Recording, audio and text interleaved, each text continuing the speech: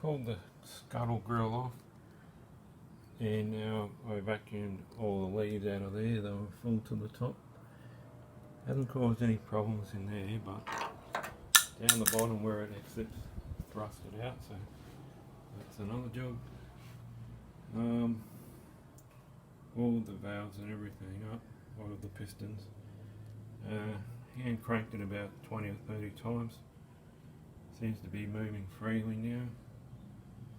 So now I'm just going to get a battery out of my ute and hook it up and see if we can turn it over.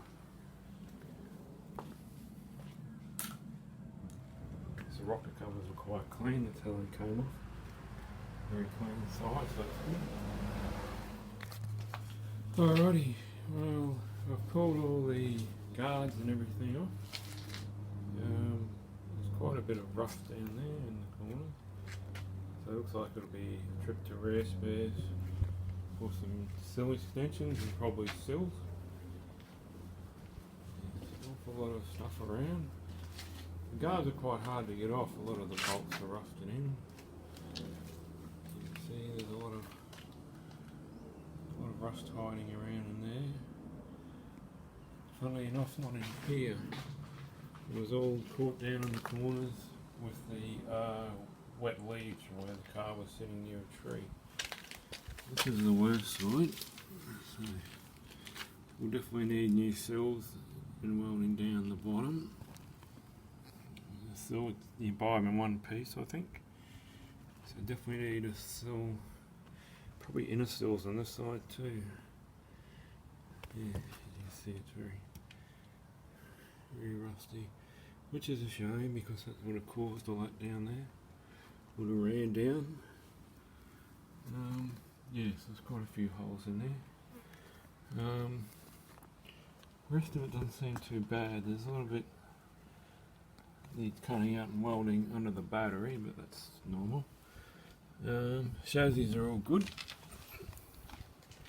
Okay, so we have a little bit under here. It's normal for these two, caused by the radiator. I don't know if you can see it there. I'll show it again when I grind it out. It's just, yeah, there it is there. So, that. I've just been still oiling it up and starting it periodically. So, as you can see, but probably definitely hear it turning over. Put the battery on first. The alternator was the thing causing the short. The diodes are gone or something. Actually, there's a bit of rust down there, but not too bad.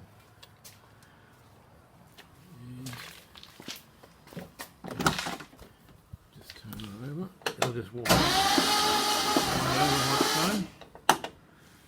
It does that all the time now, so that's good. Make sure that's off. Well, there's the rust down there. What's all caused by leaves falling down off a tree near the car.